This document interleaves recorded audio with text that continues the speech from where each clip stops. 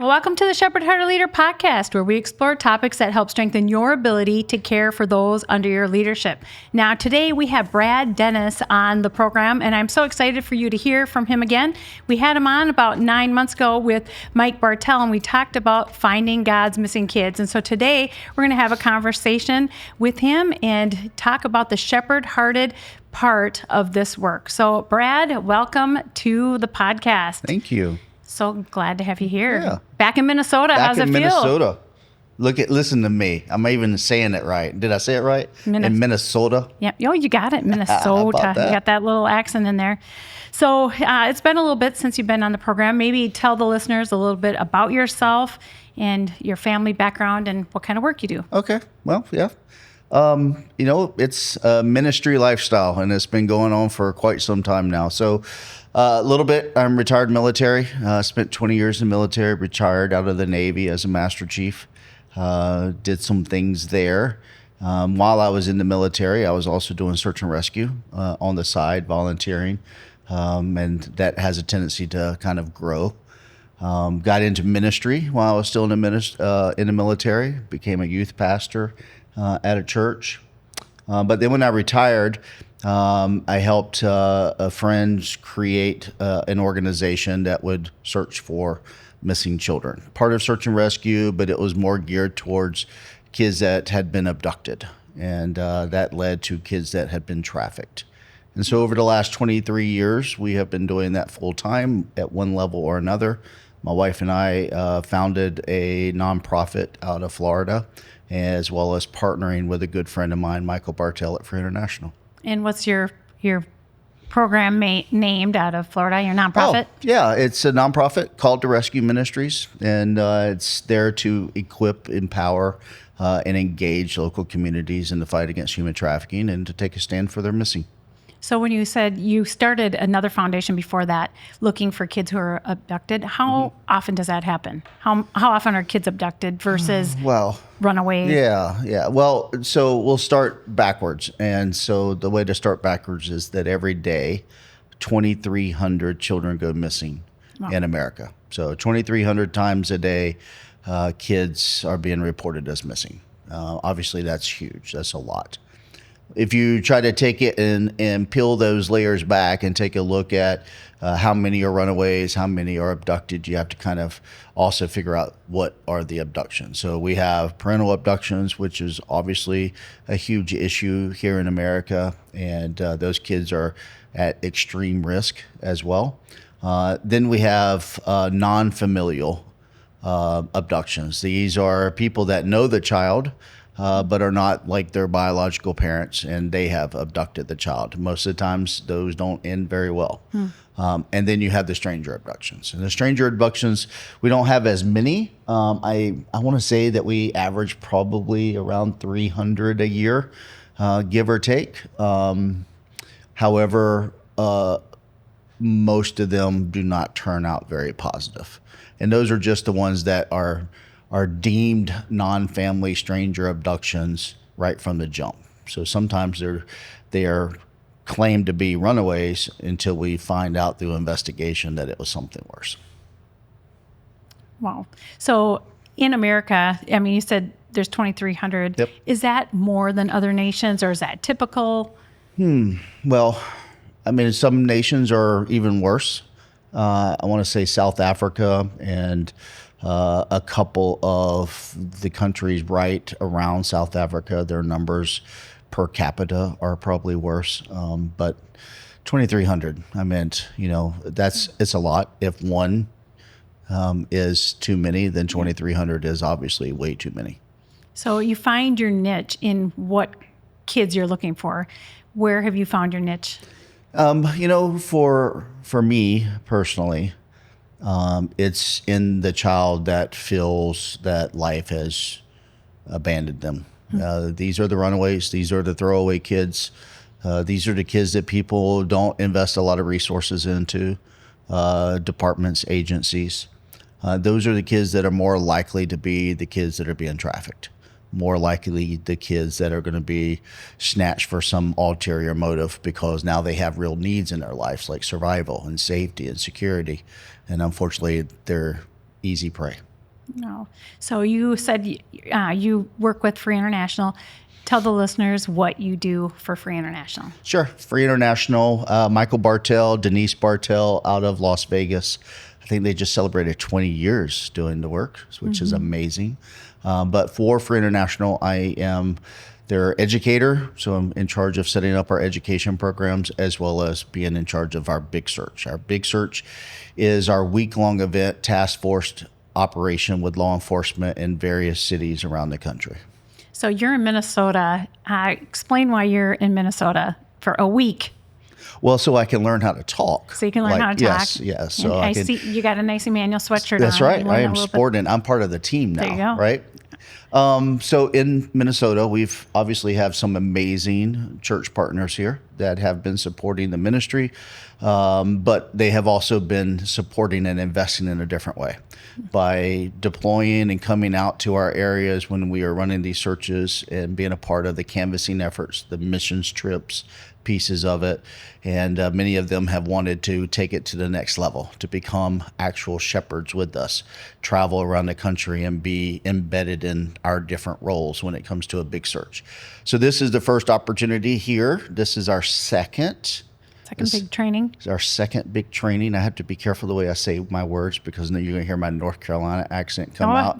Go for it. But this is our second one. We did one in Pensacola, Florida in April. Now this one, it's a 1 week, 5 days a week, about 12 hours a day training to get you ready to go and deploy with us. So what things are you going through? Like what are all the training areas? Can you think of it off the top of your head? I can. The Big Search, the way that we have it separated is it's 3 major roles that we look at. So we have the detect role, which is our operations teams that go to look for our missing kids. To look for our missing kids, you've got to be able to do case advocacy, which means that you've got to have a relationship in a relationship heart to take these cases, work with the families one-on-one, and be in place that when we can find this child and reunite this child with their families or others, that you are in that place to mentor and shepherd that child all the way through the process. So detect case advocacy. It is also what we do online, trying to locate it. These kids live online. Their entire lives are online. It's a target-rich environment for predators, but it's also a target-rich environment for us. If we can get online and learn more about that child and also find more details about that child, we're more likely to be able to locate that child. So we have what is called open source intelligence analyst, and so we do a training in OSINT. Then we have the teams that will go out and take that intel, and intel drives our operations. And our operations is going out and doing what we call knock and talks, law enforcement terms of going out and doing interviews on site with family members and friends and boyfriends and girlfriends and all of that. Or it's setting up and doing surveillance and trying to get photos and video of the child or the perpetrators and provide it to law enforcement. That's a lot. I mean, I'm a part of the training right now with you guys, or being a student, actually, not leading the training. I'm like, yes, it's long days and learning the surveillance and giving us, you said yesterday, 2 PowerPoints is not going to train you guys on surveillance, right. But it's a taste. And so, getting out there in the community and, trying to find a fake missing kid for the training purposes it was a lot of work. Woke up a little tired. So for you, coming to these trainings, you're putting in 60 hours in at least over 5 days, and that doesn't even include drive time and the flight to get here. How do you find the energy and the want to keep doing that, like doing all these trainings? Oh, wow. Should I get you some coffee? Yeah, I need coffee now for that one because you just made me tired. I'm putting in that much work? Wow. It is a lot. I think that what drives us, and I say us, all of the cadre that come in and help teach this, is seeing the passion and energy from the people that are really wanting to do this. Mm-hmm. Listen, I've been fortunate, lack of a better term, fortunate to do this work. I call it an extreme privilege that the Lord would use a fallible person like myself to go out there on the front lines and find his lost sheep and bring them back to him. That's a huge responsibility. I think that it's even a greater responsibility to figure out a way to multiply that effort. It's exactly what Christ did, and we just want to kind of model that same thing. So let's make the disciples that are willing to go out there into those hedgerows and look for those kids. So I think it's really powerful. We get to come into a place like this and see everyone's energy. Now, granted, towards yesterday afternoon, that energy started waning a little bit, but then they got to go outside and do the work, and it was like, oh, wow, we're actually doing surveillance, and wow, look, there's the missing child. Yep. Now what do we do, right? So it's fun, and it'll keep going. You're going to be really tired by the end of this week. Oh, we've got a couple more days. Well, 3 more days. Yep, 3 more days. It's one of the things that I really like about you and appreciate about Free International is your guys' shepherd heart, and you lead with a shepherd's heart. And you asked the team, like, what do you know about sheep? And so maybe tell us what you're going to do with that. What do we know about sheep, and why does it matter? I think it matters. We can go really deep here, but I think it matters because I think it matters that we find and remind ourselves that we were the sheep that was lost until the good shepherd was willing to find us. Well, not willing, but for us to actually follow his voice. I think that it's important to recognize that. It's real easy for people apart from this ministry to look at these kids and come up with a lot of excuses of not to find them.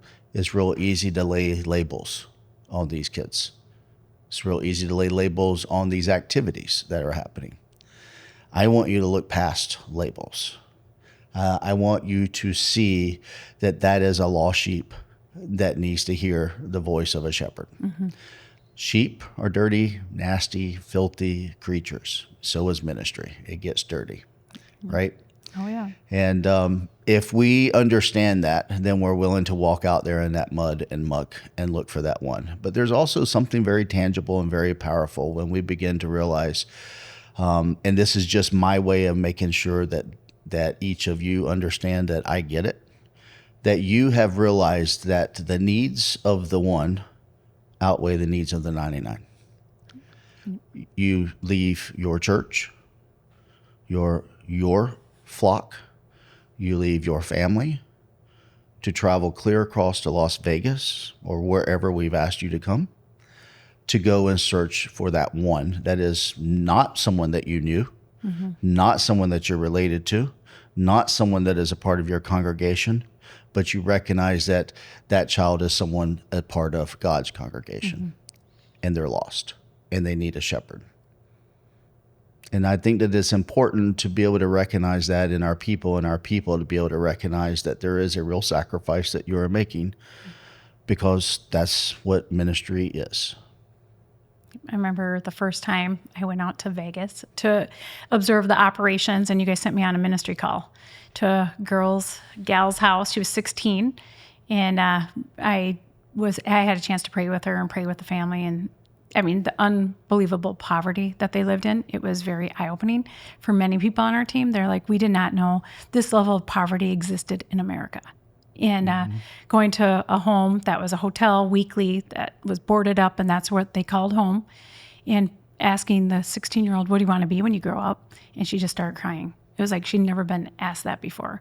So buying groceries, and their grocery list was anything that could be microwaved because they didn't have a kitchen. They were living, and praying and going, this is home. This is where we found somebody and brought her to. And then seeing the strip and everything, it kind of paints a picture of why these kids run, and then, just the amount of work to get them back. Or, when they run, they don't have great options. So, yeah, that flight home, I cried for a good half hour on the flight. And I'm like, this is why I love being involved in this kind of work, because it stirs my compassion. Because then you come home and you go, this is here too. Right. Yeah, and people matter. People matter to God. So you have a couple phrases that is super important. This is all about hope. And then what's your other phrase that you always tell us? The one thing that I always try to make sure the team knows is that we are in the hope business, and that everything needs to be centered upon that hope. I mean, it was really evident just a couple of weeks ago. And sometimes God does an amazing thing and reminds even people that have been doing this for a long, long time why I'm doing it, right? And so we located a young girl a couple of weeks ago back in our area.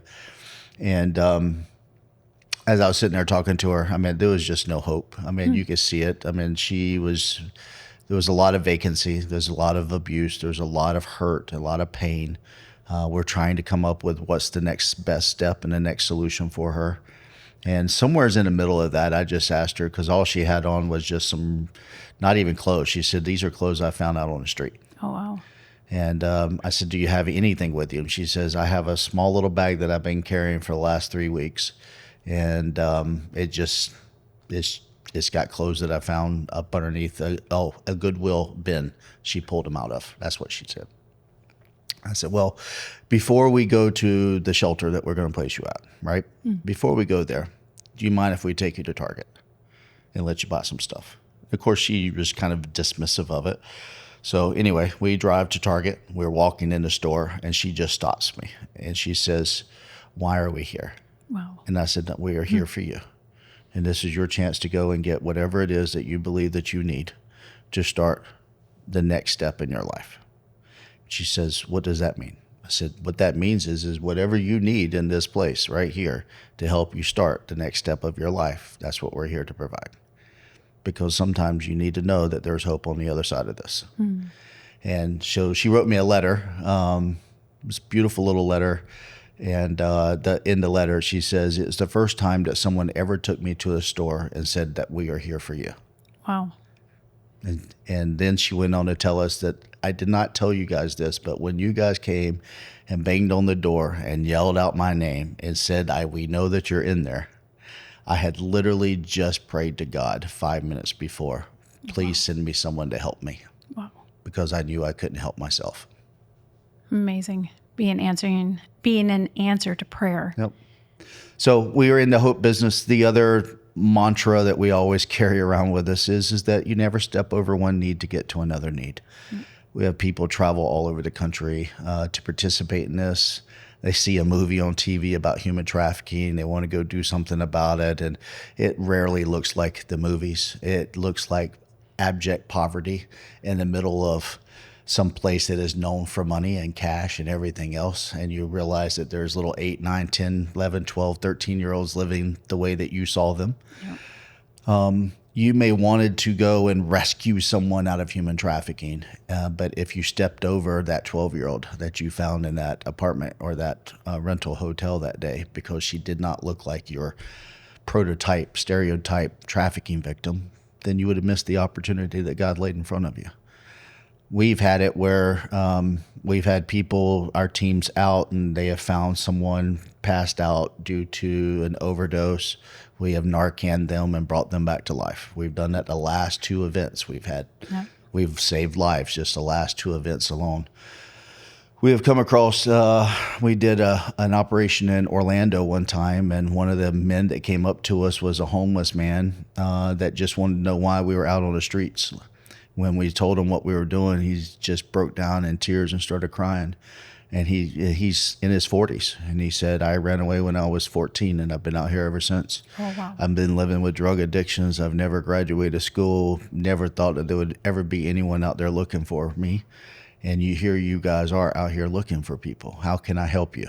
Wow. So we gave him a little task, our little confidential informant. He came through for us. And from there, we were able to get him signed up in Teen Challenge, and then followed him all the way through his graduation from Teen Challenge, partnered him up with a local church and got him a job. And now he's working construction and doing an amazing thing. Wow. And so he was the need that was there. And God used you. Yep. Uses the team. It's so amazing. One of the things that's super interesting about you is you follow up with people. So it's not like just a number check. I mean, some of us who are like achievers going, okay, we checked the box and now we can move on to the next one. But there's a lot of people, maybe not everyone, that you still have contact with. Why? And talk about that.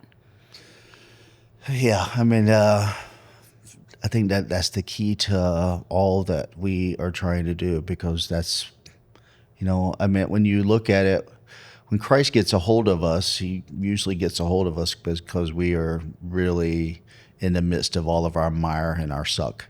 And he starts to pull us out. But one of the things it seems like he inevitably does is he connects us with others that are walking a similar path, connects us with mentors. We call that church, right? Yeah. Regardless of where church is, we call that church. And I believe that that's very powerful, and it's a powerful mandate that we have to carry with us everywhere as we go. We can't just go and say we wrote "found" across a flyer.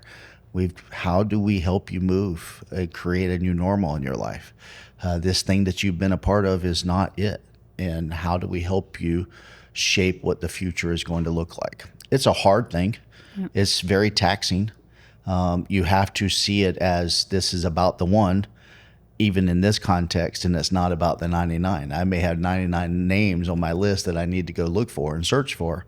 But when I find the one, it has to be all about that one. And we have to be all in to help them get to a place from victim to survivor to thriver. That's powerful. Now, you're very particular about language when it comes to talking about the exploited. Talk about that. Yeah, I think, in our world, in our society, in our world of social media, we are really good at labels, and we love labeling people. We label ourselves for all kinds of different reasons. So labels just seems to be a flippant way that we communicate about issues, especially hard issues. One of those flippant terms that is quick to throw out there is the term prostitute. When we talk about human trafficking or the sex trafficking. We see it a lot. If people have been following any of the conspiracy theories or the big deals or the major breakthroughs that have happened in like some of the most recent trials, you hear a lot of terms like prostitute, and you hear the media use terms like child prostitute. When I hear the term prostitute, to me, I hear a choice. Like someone made a conscious choice that I'm going to be a prostitute. And I have yet to find any of those kids that have made that conscious choice. They may at that point in their life, because they have been beaten through this so much, they feel like this is all they are and all they will ever be. And it's our job to show them something different. But I'm not going to communicate that you are a prostitute. I'm going to communicate that you are prostituted. That means that choice was taken away from you. That it's so interesting because I've got family, like a family member that the family's kind of always believed that, one of those family members was prostitute. And thinking about that language, I'm going, now I can look back and go, that was probably a whole different scenario than we thought. But by just the label, pure label, it kind of disconnects you from what was happening. Yep. So, so many great things that you're doing. Just really appreciate it. I am going to read a quote. Go ahead. I think every sheep will remain lost until a shepherd finds them. Yep. And we are not, we call ourselves the shepherds, and part of that is that I wanted that kind of ministry context. I wanted people to resonate with the lost and the found process. It was something that I took very personal when I would read scripture, and I would read the story of the 1 and the 99. I took that as a charge to me.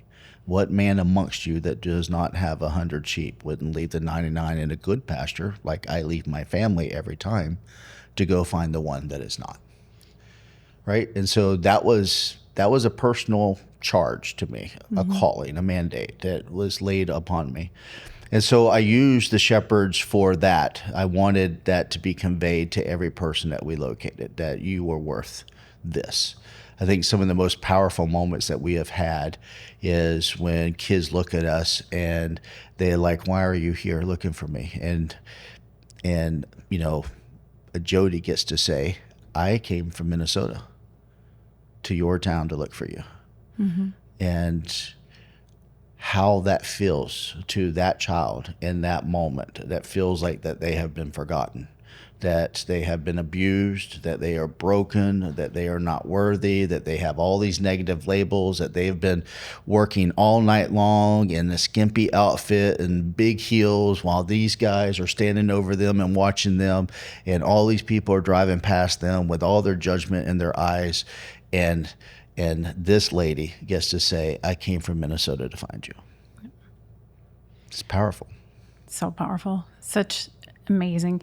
One of the things that you do, and you're not afraid to do it, is to go searching for the same kid multiple times. So like there'll be times that, go out to Vegas and a kid might end up on the brochure again. Sure. Why do you do that? Oh, because I'm stubborn. I should say, why do we do that? Because I'm stubborn. Because we're stubborn.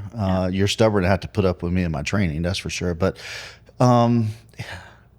it takes a lot. I think how many times did Jesus look for you before you finally said yes?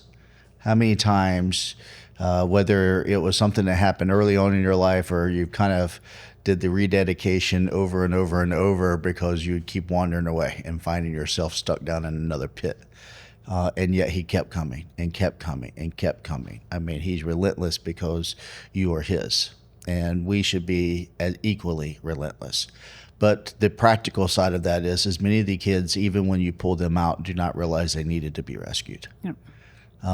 There's so much behavioral shaping that has taken place in their lives by these people to keep them down in this position. So much of it is drug addiction that these folks have basically groomed them to and prepped them for. And now they have this drug addiction running their lives. And you pulling them out of that makes them feel very scared, very nervous. What is this going to look like for me? Yep.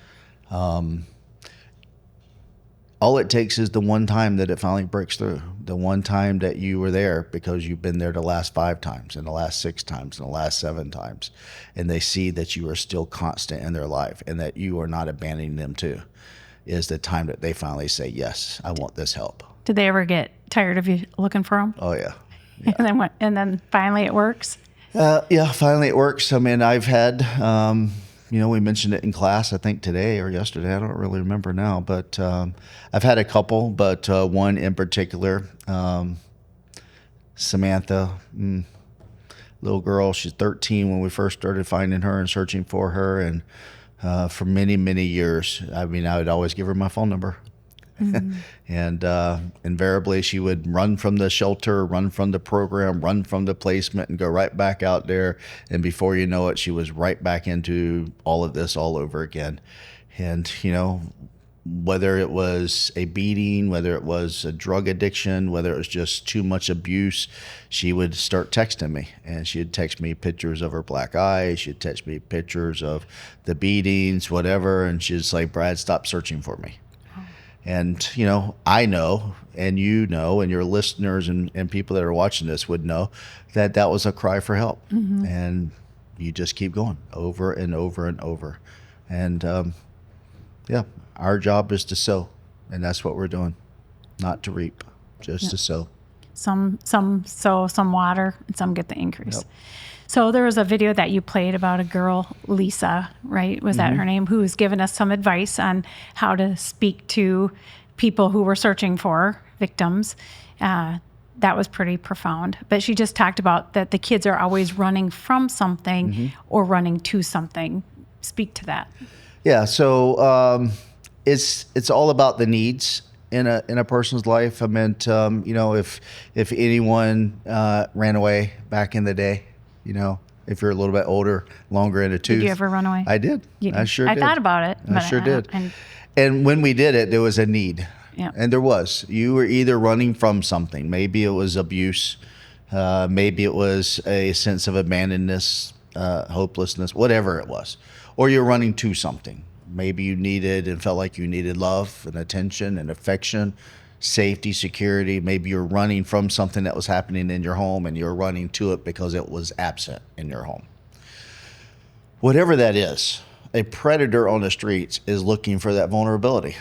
right? We talk to our teams about situational awareness. We talk to our teams about how being safe out there on the streets, because I'm sending you out there at 3 o'clock in the morning, 4 o'clock in the morning into some crazy places.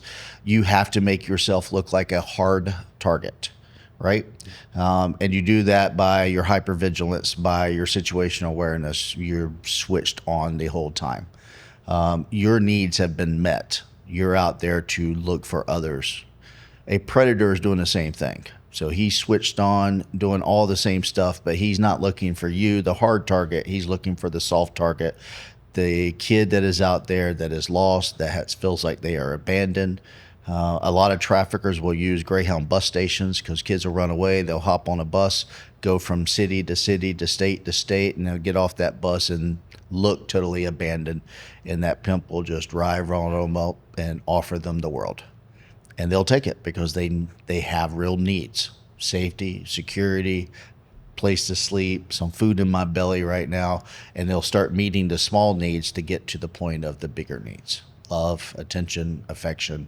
And then they'll start using it against you. So parents who are listening, we've got some parents who listen to this. How can they protect their kids? I mean, some of them may feel like, hey, I'm raising my kids right. We're in a good, solid Christian home. Our relationship with the spouses are good. Our kids don't have any problems or needs. Are those kids vulnerable? And how can parents protect their kids? Yeah. So in our mind, our kids don't have any problems. But do we really know? And when I say that is maybe what is being produced in the home setting is not a problem, or maybe it is. Maybe the problem is somewhere else: church, school, clubs, sports. Who knows where the problems come? We all deal with them. We all have to face them. The kids that are less vulnerable are the ones in which parents are truly engaged. I don't mean taking kids to every single sporting event in the world and keeping them so busy that they can't ever do anything. That doesn't mean that you're truly engaged in your child. We showed a video today, and I made a comment that the first time the girl did work and made her trafficker a boatload of money, he rewarded her by taking her to McDonald's. And in that moment, for that 13-year-old child, McDonald's was everything. And it wasn't about a Happy Meal, right? It was about the mere fact that this guy was willing to sit there with her for 5-6 hours straight and just talk to her, listen to her, let her talk. Most of us as parents, we go to McDonald's, let me get out of there as fast as I possibly can. Yeah. The point is that when we have dinners, how much are we really engaging? When we have quiet time and personal time with our children, how much are we really engaging? Is our phones more important to us, or is the conversation more important to us? When our kids have problems and issues, are they turning to social media and people they can chat to online, or are they turning to you? Are they getting lost in the games that they're playing today and the social media that they're watching, or are they engaged in the family? When you say engaged, you're talking listening. Talking and interacting. And listening. Not talking at, but listening. I was going to say talking at. I think Christian parents, we can get into lecture mode, sure. Kind of get into fear mode, going, I've got to train my kids. I got to make sure you do the Bible, and that can do things as well, right? Yep. I mean, listen, there for a while, we had I don't know what it was. So we really tried. We actually did some contacts with the FBI and the National Center about it. It seemed like every child that we were searching for there for a long period of time were homeschool kids. Oh, wow. And they were all being groomed through online platforms. Because where's all their training? Where's all their schooling done? Is on the computer. So even when I think that I have all of it blocked, if the need is there, they'll find a way around all of your blocks. And so therefore they are getting that need met through gaming platforms, through chat platforms, through other communications and conversations out there, and not right here. And what would you say the biggest needs are for kids? Worth, validation, that you're willing to listen to me, that my thoughts do matter. Yeah, that's key too, because you're saying their thoughts, the kids' thoughts, not always what us as parents think matter. Same thing when we were kids, right? Oh, yeah. That was a little while ago, right? Yep. One of the things you said to the team, I'm going to read this quote. Hopefully I got it right. Sure. As a father who has sent his daughter to camp, and this is about the Texas floods, as a pastor who has sent children on trips, as a camp worker responsible for hundreds of children, as a searcher responsible for locating the deceased following a flood, and as a shepherd witnessing so much pain and agony, my heart hurts so bad for each of these people. Please keep them in your prayers. And this was regarding the flood in Texas. Talk about that. That was a pretty powerful statement. Yeah, those, I mean, obviously the hurt continues there.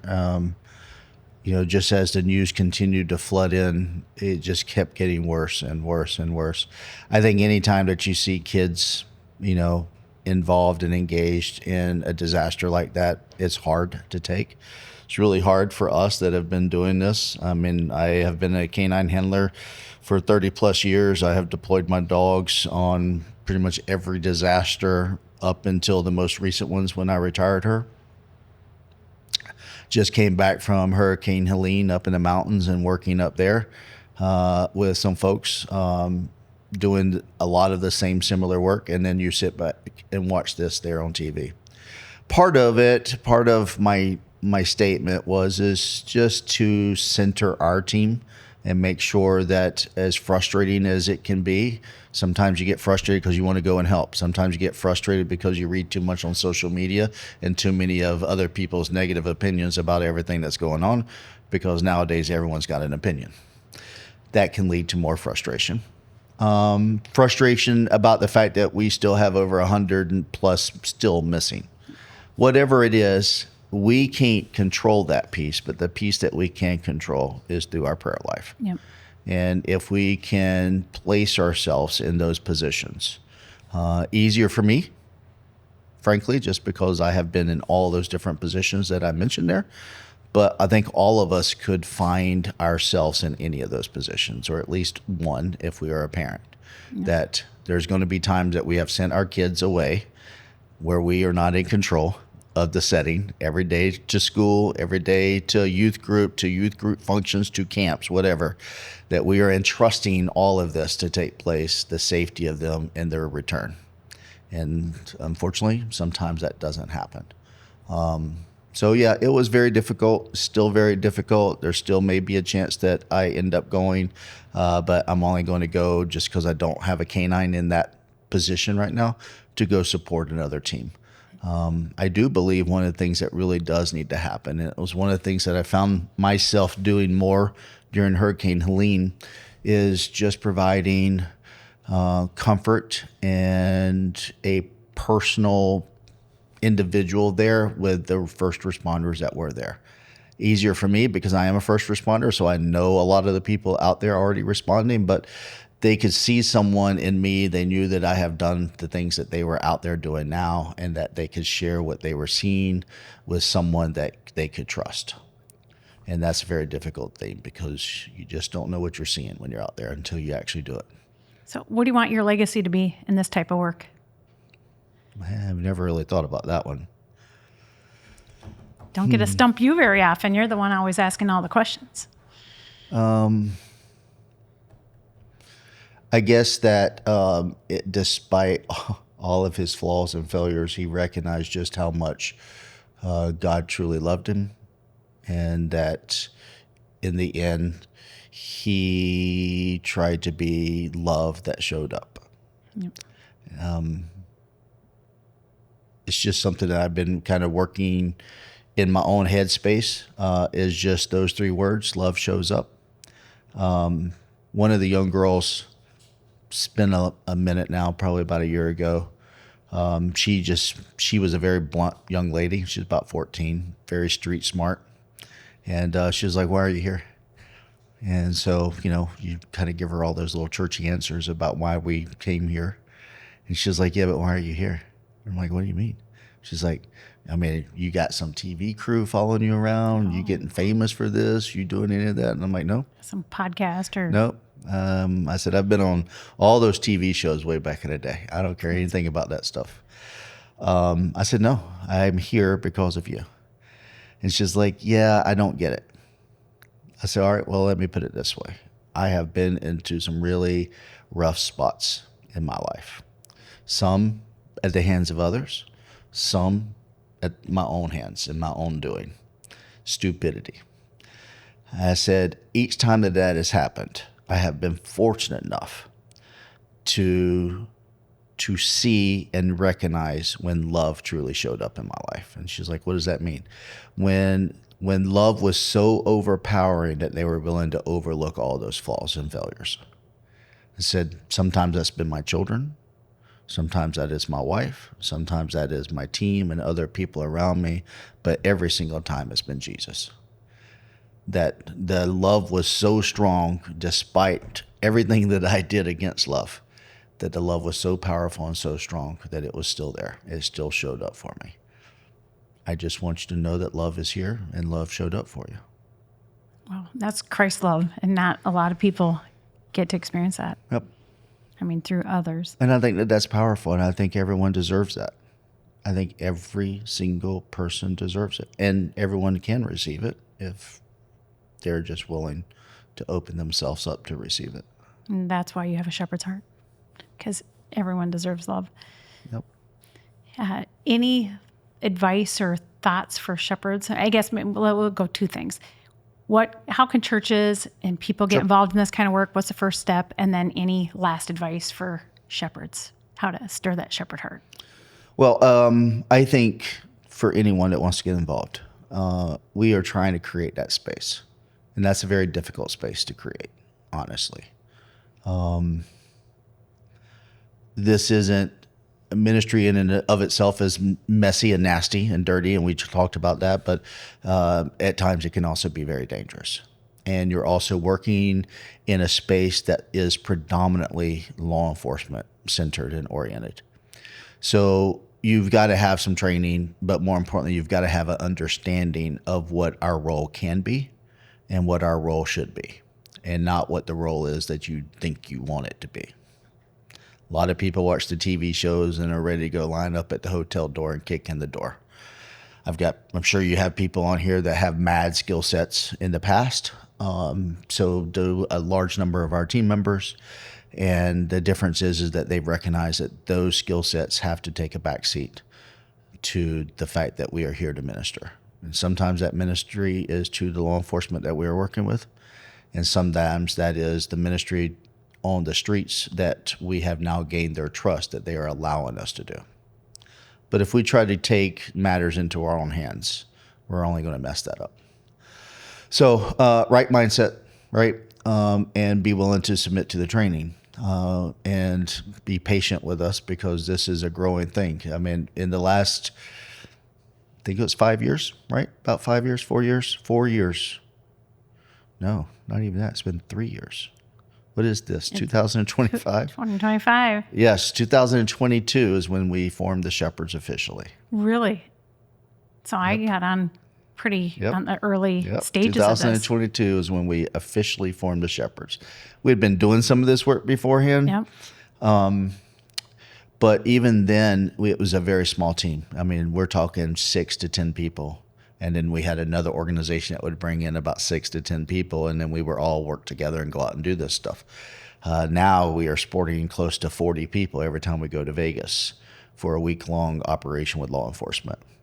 Now we're getting them the chance to work active missing person cases, active surveillance and intelligence collection cases, and active recovery programs working with the kids in therapeutic settings. So 3 years we have gone from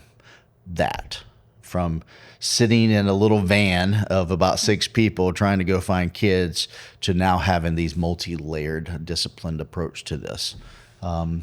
So pretty cool, but I think that it shows that there's room and space for everyone. For anyone that wants to get involved, we are decided that we're only going to do an open enrollment now once a year to bring on new people. We tell you here's some things that you can do ahead of time. Probably the most arduous one is a couple of self-study courses. I was going to say FEMA. Are you going to say the FEMA? The FEMA self-study courses. It's very interesting, but it was kind of hard. It took a lot of time. Yeah, it was like it does. 10, 12 hours by the time I was all done with it. Yeah, FEMA puts on some self-study courses that are all about the instant command system. So if your listeners or watchers have any kind of first responder training, they know the ICS system. But since we work with law enforcement, that's a mandatory piece. Yep. We have some videos, silly me on there, but we're trying to make them a little bit more professional moving forward. Maybe I have some guys here that can help. Just checking. The studio staff. And background check. Background check is a little piece. We obviously need that since we're working with kids. There's some other things that we're trying to lay out there, though, that I think is going to be important in the future. And some of that is that I really want to see like a pastor's letter about where you're at in your walk. Not that we all have it fixed, but there's still an element of maturity there before we start taking you out here and rubbing your nose in so much filth and dirt out there. I think that's important. Yeah. But the training starts there, and then we kick you off with, moving forward, we're going to kick you off with this course, this 1-week course. It's my goal to open up a little training center in Pensacola, allow people to come to Pensacola where it's nice and warm. You can do it in a good season, like when it's cold up here. Yeah, when it's cold here, this is a perfect time. I'm February, all about March. it. We just did the last one in April, so that works, but February, March works. But have you come down for a week. You get to go through all of the training. We love it there just because we have such great partnerships with local law enforcement. So they literally are our role players and come and participate, which is really cool. But when you do that, was it the STARS training? Is that what it is when you take people out on boats and we have to deal with alligators and snakes? I haven't had to do that. Come on. Yes, we do that too. That's our search and rescue training. That's different than the shepherd's training, but you can definitely do that if you want to do that.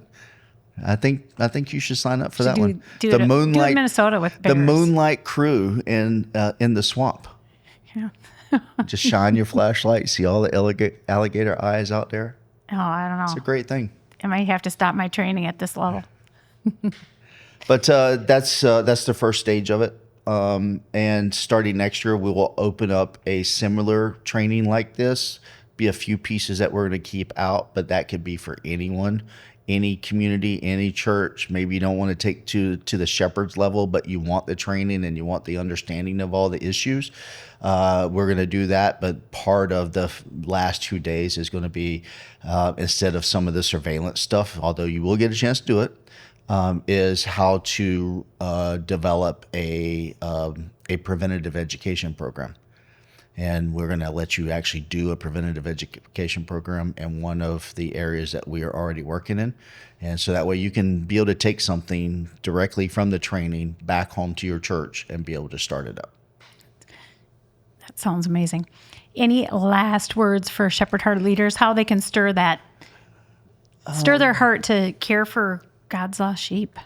I think part of it is just remembering that you were that sheep. And sometimes we forget that. And sometimes that's an important reminder that we were that sheep and that Christ left the 99, all of those other people back in their places and still went out there and found you. Hedgerows, street corners, hotel rooms, whatever it looked like for you.